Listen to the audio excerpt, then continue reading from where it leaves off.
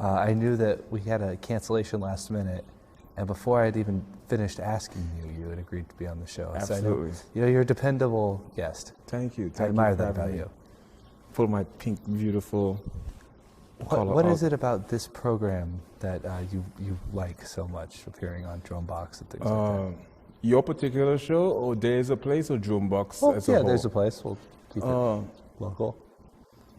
Drumbox is sort of this platform that kind of embodies entertainers' deep-seated imagination. Whatever you can encapsulate or explicate in your mind, Drumbox sort of facilitate that. I mean, I walked in here to do my 1-hour lecture on mental disorder, or neurotypical misconception of everyone who falls outside the neurotypical spectrum. And I assumed I would have to work with a green screen. When I walked in, I had a TED Talk platform.